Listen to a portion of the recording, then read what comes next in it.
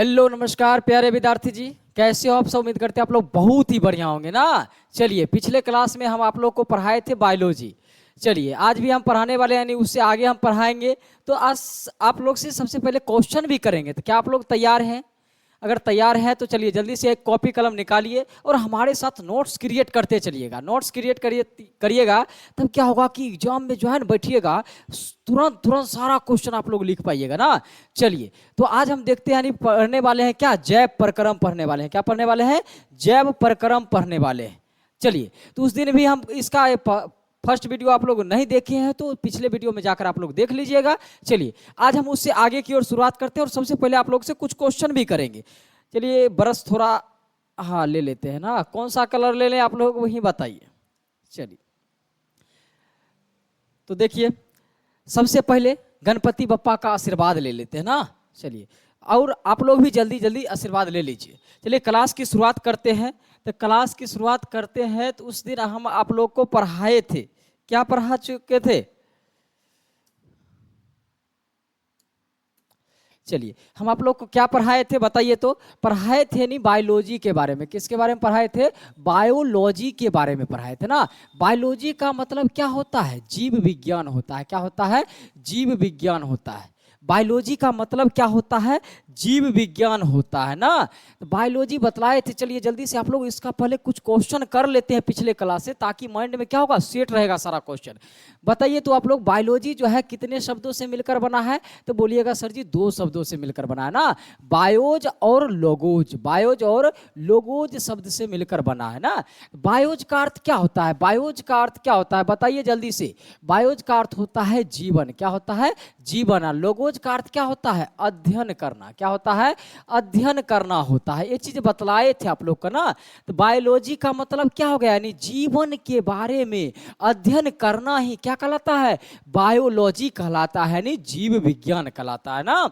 चलिए, उस दिन ये भी चीज बतलाए थे, बायोलॉजी के कितने पार्ट हैं, यानी बायोलॉजी कितने वर्गों में बटे होते हैं। तो याद रखिएगा साथियों विद्यार्थी जी कि बायोलॉजी जो है मुख्यतः 2 प्रकार के होते हैं ना। एक होता है जूलॉजी। क्या होता है? जूलॉजी बतलाए थे। और दूसरा क्या बतलाए थे? बॉटनी बतलाए थे। क्या बतलाए थे? बॉटनी। जूलॉजी का मतलब क्या है? जूलॉजी का मतलब है जंतु विज्ञान। क्या है?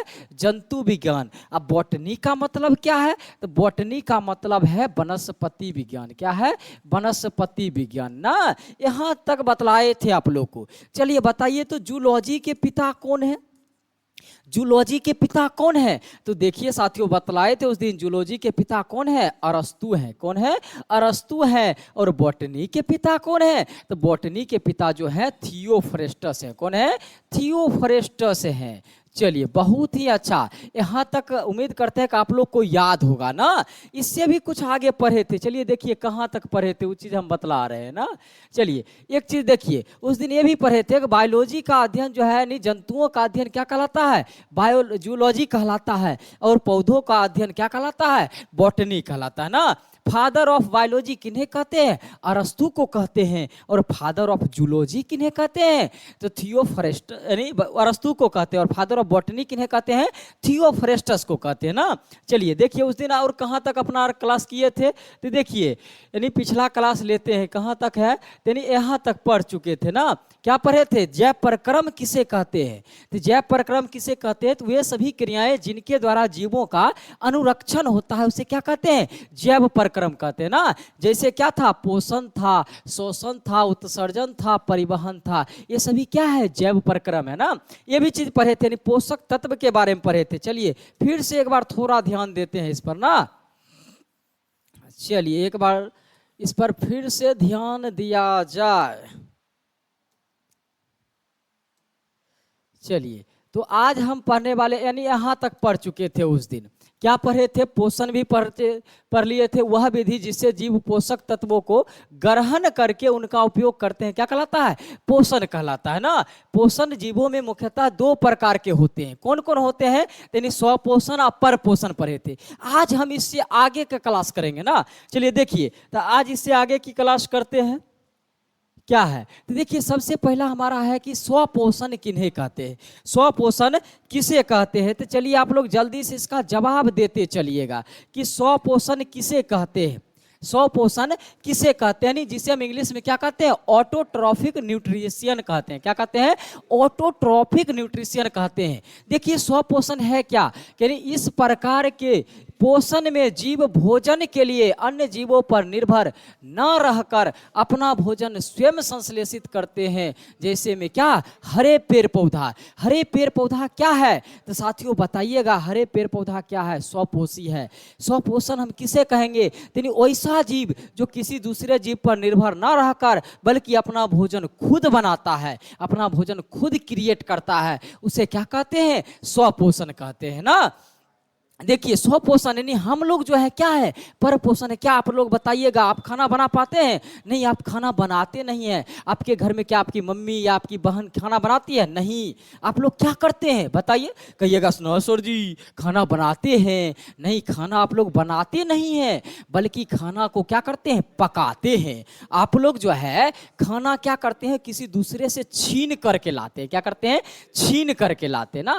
तो यानी आप लोग क्या है, परपोषी है। क्या है, परपोषी है। और पेड़ पौधा, हरा पेड़ पौधा सब दिख रहा है, ये सभी क्या होता है, स्वपोषी है। चाहे देखिए आपके घर में कद्दू आता होगा, बैगन आता होगा, भिंडी आता होगा, ये सभी क्या है, स्वपोषी है ना। चलिए देखिए, तो स्वपोषी किसे कहते हैं, स्वपोषी किसे कहते हैं, यानी पोषण की वैसी विधि जिसमें जीव अपना भोजन स्वयं बनाते हैं। यानी पोषण की वैसी विधि जिसमें जीव अपना भोजन स्वयं बनाते हैं, उसे स्वपोषण कहते हैं। और स्वपोषण करने वाले जीव को, यानी उस जीव को क्या कहते हैं, स्वपोषी कहते हैं। क्या कहते हैं, स्वपोषी कहते हैं। जैसे याद रखिएगा क्या है, सभी हरे पेड़ पौधा, सभी हरे पेड़ पौधा क्या है, स्वपोषी है। सभी हरे पेड़ पौधा क्या है, स्वपोषी है। जितने भी हरे पेड़ पौधा दिखेगा आप लोग को, वो सभी क्या है, स्वपोषी है ना। चलिए अब अगर आगे की ओर देखते हैं, आगे क्या है ना, तो देखिए, चलिए देखिए अब हमारा महत्वपूर्ण बिंदु आता है। यहाँ से ऑब्जेक्टिव बहुत ही ज्यादा पूछे जाते हैं, तो आप लोग ध्यान रखिएगा। क्या है कि सभी हरे पेड़ पौधे क्या होते हैं, स्वपोषी होते हैं। सभी हरे पेड़ पौधे क्या होते हैं, स्वपोषी होते हैं। और इन पौधों में एक प्रकार की रचना हरित लवक या क्लोरोप्लास्ट पाई जाती है। इन पौधों में जो होती है ना, एक प्रकार की रचना पाई जाती है, जिसे हम क्या कहते हैं, हरित लवक कहते हैं, नहीं क्लोरोप्लास्ट कहते हैं। क्या कहते हैं, क्लोरोप्लास्ट कहते हैं। देखिए क्लोरोप्लास्ट है क्या साथियों, विद्यार्थी जी ना, चलिए देखिए क्लोरोप्लास्ट है क्या, बताइएगा। क्लोरोप्लास्ट में हरे रंग का वर्णक यानी पर्णहरित या क्लोरोफिल पाया जाता है। क्लोरोप्लास्ट के जो अंदर होता है, देखिए यह है क्लोरोप्लास्ट का पिक्चर है। क्या है, क्लोरोप्लास्ट का पिक्चर है। क्लोरोप्लास्ट में जो हरा रंग का जो वर्णक होता है, क्लोरोप्लास्ट में जो हरा रंग का दिख रहा है सब आपको, वर्णक जितना भी हरा रंग का दिख रहा है वो सभी क्या है, क्लोरोफिल है। उसी को हम क्या बोलते हैं, पर्णहरित बोलते हैं। क्या बोलते हैं, पर्णहरित बोलते हैं ना। पर्णहरित या क्लोरोफिल पाया जाता है। तो साथियों क्या बताइएगा, क्लोरोप्लास्ट में क्या पाया जाता है, पर्णहरित यानी क्लोरोफिल पाया जाता है। और क्लोरोफिल के कारण ही पत्तियों का रंग कैसा होता है, हरा होता है। याद रखिएगा विद्यार्थी जी ना, क्लोरोफिल के कारण ही पत्तियों का रंग कैसा होता है, हरा होता है। क्या यहां तक आप लोग का क्लियर हो गया। चलिए जल्दी से हमारे साथ आप लोग नोट्स क्रिएट करते चलिएगा, तो और भी बेहतर तरीका से याद करवाएंगे। देखिए अगला हमारा प्रश्न क्या है, चलिए देखिए अब हम पढ़ेंगे किसके बारे में, आइए आइए नीचे आइए, आप आइए इधर, चलिए आगे ना। देखिए अब हम पढ़ेंगे क्या, परपोषण पढ़ेंगे। क्या पढ़ेंगे, परपोषण। स्वपोषण में तो देख लिए सभी हरे पेड़ पौधे क्या होते हैं, तो सभी हरे पेड़ पौधे स्वपोषी होते हैं। फिर उसके बारे में डिटेल से पढ़ेंगे आगे। चलिए अब कुछ परपोषण के बारे में जानकारी लेते हैं। परपोषण क्या है, हेटेरोट्रॉफिक न्यूट्रिशन। हेटेरोट्रॉफिक न्यूट्रिशन क्या है, तो देखिए क्या बोला जा रहा है कि हम क्या स्वपोषण में क्या बतलाए थे, यानी वैसा जीव जो अपना भोजन खुद संश्लेषित ना कर यानी ये क्या है, खुद संश्लेषित ना करके बल्कि भोजन के लिए क्या होते हैं, किसी दूसरे जीव पर निर्भर होंगे, वो क्या कहलाएगा, परपोषण। और जो अपना भोजन खुद क्रिएट करता है, जो अपना भोजन खुद बनाता है, उसे क्या कहते हैं, स्वपोषण कहते हैं। और जो अपना भोजन नहीं बनाता है, किसी दूसरे से छीन छीन के लाता है, उसे क्या कहेंगे, परपोषण कहेंगे ना। तो याद हो गया होगा। चलिए देखिए इसका परिभाषा भी देख लेते हैं क्या है। कि इस प्रकार के पोषण में जीव स्वयं भोजन संश्लेषित ना करके अपने भोजन के लिए अन्य जीवों पर निर्भर रहते हैं। यानी इस प्रकार के पोषण में क्या होता है, कोई भी जीव भोजन अपना खुद नहीं बना करके बल्कि भोजन के लिए किसी दूसरे जीव पर क्या होते हैं, निर्भर रहते हैं। उन्हें क्या कहते हैं, परपोषण कहते हैं। क्या कहते हैं, परपोषण कहते हैं। तो देखिए परपोषण में है क्या, तो परपोषण में क्या आता है, मनुष्य हो गया। मनुष्य क्या है, परपोषी जीव है। जानवर क्या है, परपोषी जीव है। यानी कीड़ा मकोड़ा क्या है, परपोषी जीव है। कीड़ा मकोड़ा क्या है, परपोषी जीव है। चलिए देखिए परपोषी किसे कहते हैं, यानी पोषण की वैसी विधि, पोषण की वैसी विधि जिसमें जीव अपना भोजन स्वयं नहीं बनाते हैं। यानी पोषण की वैसी विधि जिसमें जीव अपना भोजन स्वयं नहीं बनाते हैं बल्कि किसी दूसरे जीवों पर निर्भर रहते हैं, बल्कि किसी दूसरे जीवों पर निर्भर रहते हैं। उन्हें परपोषण कहते हैं और उस जीव को परपोषी कहते हैं। उस जीव को क्या कहते हैं, परपोषी कहते हैं। तो विद्यार्थी जी जल्दी से बताइए, परपोषी हम लोग हैं? हाँ गुरुजी ना, आप परपोषी हैं और हम लोग भी परपोषी हैं ना। तो देखिए मनुष्य क्या है, मनुष्य परपोषी है। जानवर क्या है, जानवर भी परपोषी है। कीड़े मकोड़े क्या है, ये सभी परपोषी हैं। अरे बोल तो दिए एक बार, सभी परपोषी है ना। चलिए देखिए ये पिक्चर में जितना भी चीज दिख रहा है ये सभी क्या है, परपोषी है। क्या है, परपोषी है। देखिए सरीसृप हो चाहे उभयचर हो, इसके अंतर्गत जो भी चीज आते हैं वो सभी परपोषी हैं। पक्षी वर्ग में जितने भी आते हैं वो सभी क्या है, परपोषी हैं। जानवर यानी स्तनधारी जीव में जितने भी आते हैं वो सभी क्या है, परपोषी हैं। और जो है मनुष्य में, मनुष्य के श्रेणी में जो भी चीज आते हैं वो सभी क्या है, परपोषी हैं। तो क्या यहाँ तक आप लोग समझ चुके हैं? तो चलिए एक बार फिर से जवाब दीजिए। नहीं क्या कि पोषण की वैसी विधि जिसमें जीव अपना भोजन खुद ना बनाकर बल्कि अपने भोजन के लिए किसी दूसरे जीव पर निर्भर रहते हैं, उन्हें क्या कहते हैं, परपोषण कहते हैं। और इस जीव को परपोषी कहते हैं। जैसे में आपने लिख सकते हैं मनुष्य, कीड़ा मकोड़ा ना, जानवर लिख सकते हैं, बकरी गाय भैंस कुछ भी लिख सकते हैं। क्या, तो अब आगे की ओर बढ़े। चलिए यहाँ तक जल्दी से आप लोग नोट करते चलिएगा। देखिए अब हमारा अगला क्या है, देखिए अब हमारा अगला जो है क्या कि परपोषण मुख्यतः 3 प्रकार के होते हैं। परपोषण मुख्यतः कितने प्रकार के होते हैं, 3 प्रकार के होते हैं। पहला क्या होता है, मृतजीवी पोषण होता है। पहला क्या होता है, मृतजीवी पोषण होता है। दूसरा क्या होता है, परजीवी पोषण होता है। दूसरा क्या होता है, परजीवी पोषण होता है। और तीसरा क्या है, प्राणी संपोषण। तीसरा क्या है, प्राणी संपोषण है ना।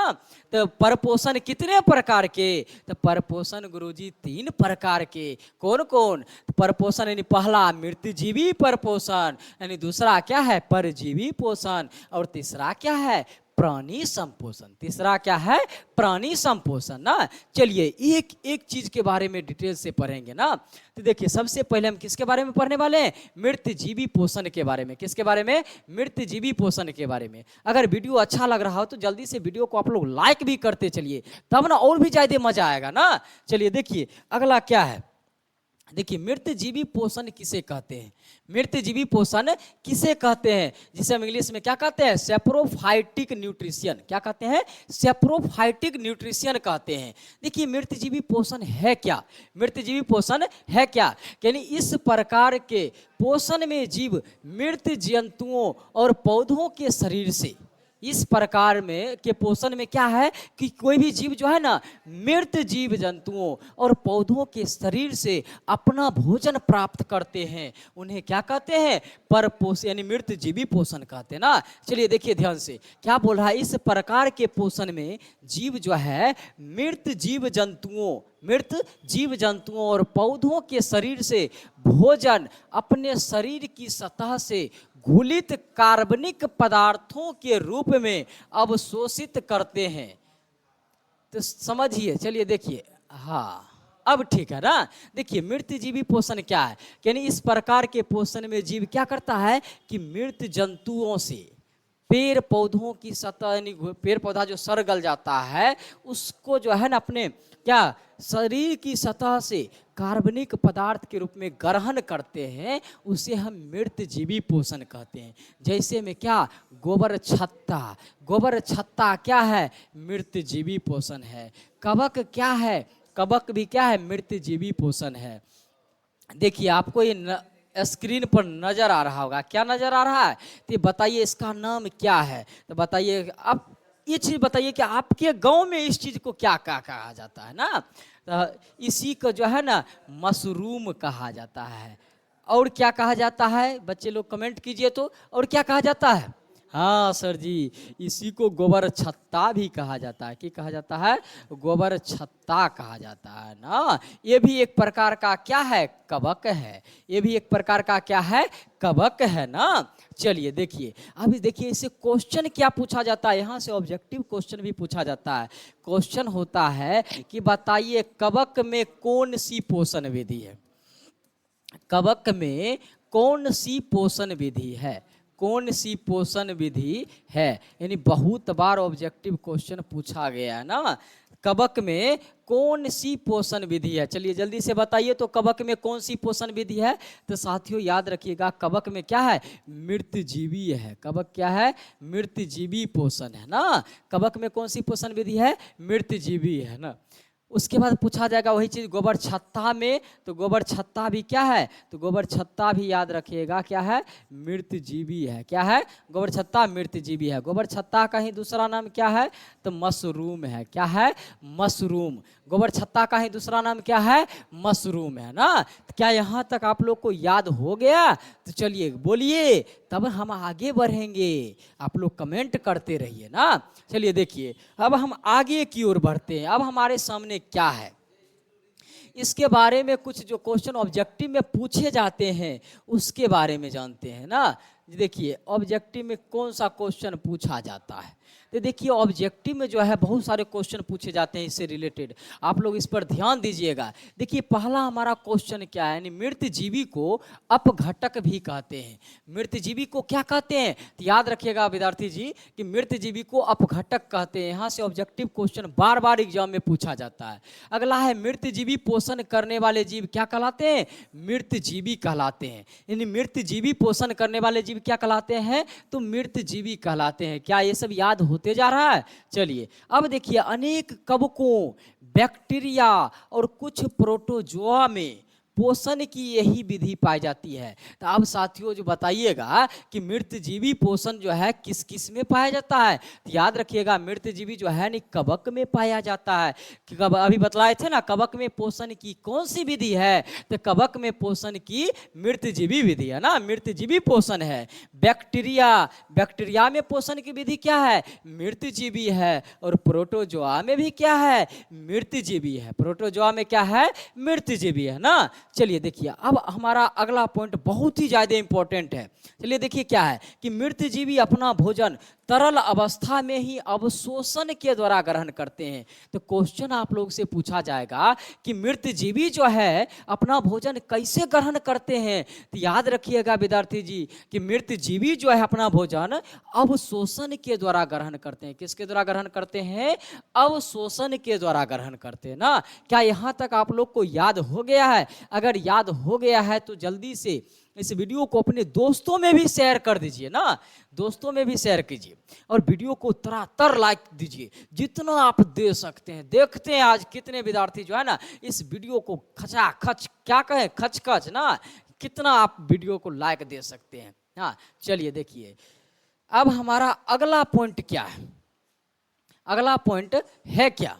तो देखिए हमारा अगला पॉइंट जो है, अगला पॉइंट जो है क्या है, परजीवी पोषण है। क्या है, परजीवी पोषण है। तो देखिए परजीवी पोषण को हम क्या कहते हैं, तो परजीवी पोषण को पैरासिटिक न्यूट्रिशन कहते हैं। क्या कहते हैं, पैरासिटिक न्यूट्रिशन कहते हैं। ये क्या है पैरासिटिक न्यूट्रिशन ना। तो देखिए ये बहुत ही ज्यादा इंपॉर्टेंट है। क्वेश्चन पूछा जाता है आप लोग से, क्या बोलेंगे कि इस प्रकार के पोषण में जीव दूसरे प्राणी के संपर्क में, यानी इस प्रकार के पोषण में कोई भी जीव दूसरे प्राणी के संपर्क में अस्थाई या अस्थाई रूप से, अस्थाई या अस्थाई रूप से रह करके उनसे अपना भोजन प्राप्त करते हैं, उन्हें क्या कहते हैं? तो परजीवी पोषण कहते हैं। क्या कहते हैं? परजीवी पोषण कहते हैं। परजीवी पोषण में क्या बतलाए हैं? क्या बतलाए? बोलिए जल्दी से। तो क्या लिखोगे विद्यार्थी जी? ये लिखेंगे कि परजीवी पोषण में, यानी इस प्रकार के पोषण में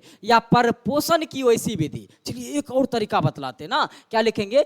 पर पोषण की वैसी विधि जिसमें जीव किसी दूसरे प्राणी के संपर्क में रहकर अस्थायी रूप से या अस्थायी रूप से, अस्थायी रूप से या अस्थायी रूप से रह करके अपना भोजन प्राप्त करते हैं, उन्हें क्या कहते हैं?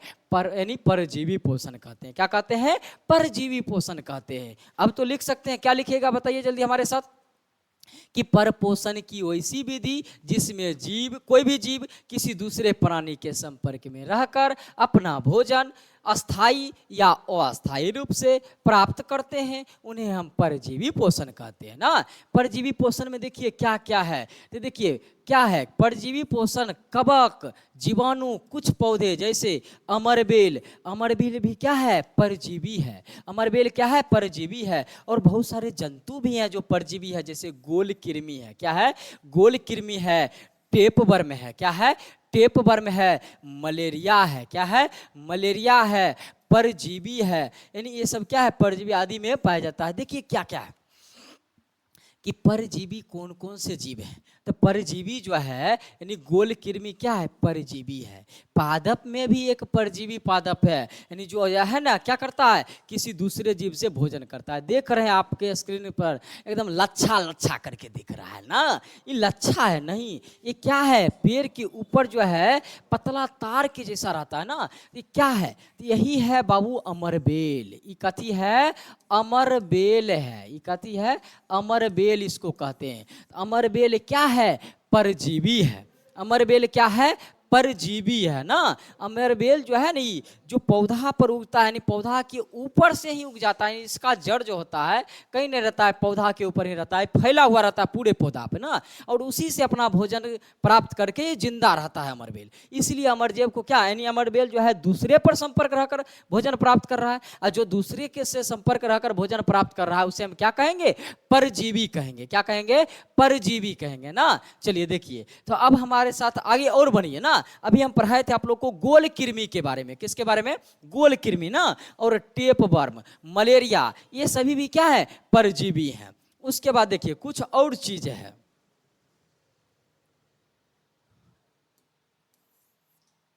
एक मिनट, चलिए थोड़ा इसको बड़ा कर लेते हैं ना। देखिए क्या है कि परजीवी द्वारा ग्रहण भोजन यानी कार्बनिक पदार्थ सामान्यतः किस रूप में होते हैं?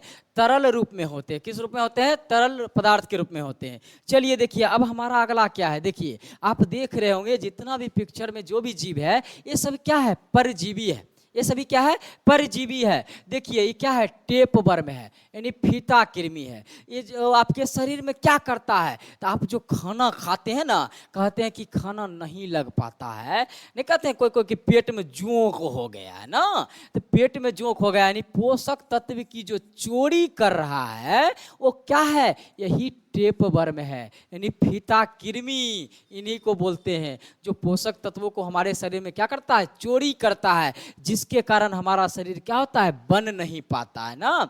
इसलिए बोला जाता है कि हर एक 3 महीना आप जो है ना आप कीड़ा का गोली खाते रहिएगा। देखिए ये है राउंड वर्म यानी गोल कृमि, इसको क्या बोलते हैं? गोल कृमि कहते हैं। अगर आपके शरीर में गोल कृमि हो गया है तो यानी आपके आंतों में क्या होगा? जलन होगा। क्या होगा? जलन होगा, जिससे भोजन का पाचन सही ढंग से नहीं हो पाता है। और देखिए एक क्या है? Liver fluke. क्या है? लीवर फ्लूक यानी यकृत फ्लूक जिसको बोलते हैं। यह क्या करता है? अंगों पर तनाव देता है, खास करके लीवर को क्या करता है? डैमेज करता है। लीवर को क्या करता है? डैमेज करता है। और ये देखिए ये क्या है? पिनवर्म है। क्या है? पिनवर्म है, यानी चुनचुने जिसको बोलते हैं। ये हमारे इम्यून सिस्टम को सक्रिय करता है, इम्यून सिस्टम को सक्रिय करता है। और एक और है ना, देखिए अब क्या है? इसे हम हुक वर्म बोलते हैं। क्या बोलते हैं? हुक वर्म बोलते हैं। इससे जो है ना एनीमिया का लक्षण प्राप्त होता है। एक मिनट किधर चल गया? यानी हमारे खून शरीर में क्या होती है, खून की कमी होती है। अगर ये हमारे पास क्या है, हमारे शरीर के अंदर एक कृमि पाया जाता है, नहीं कीड़ा हो गया ना, ये सब तो ये सभी क्या है, परजीवी है। क्या है, परजीवी है ना। चलिए आज का क्लास हम यहीं तक रहने देते हैं। अगले दिन से जो है ना हम लोग क्या पढ़ेंगे, तो देखिए उसके बारे में भी देख लेते हैं। तो हमारा बच गया है प्राणी संपोषण ना। प्राणी संपोषण के बारे में हम अगले दिन पढ़ेंगे और पादपों में पोषण के बारे में हम अगले दिन पढ़ेंगे। चलिए आज का वीडियो अगर अच्छा लगा हो तो वीडियो को आप लोग लाइक करते चलिएगा। मिलते हैं फिर नेक्स्ट क्लास में।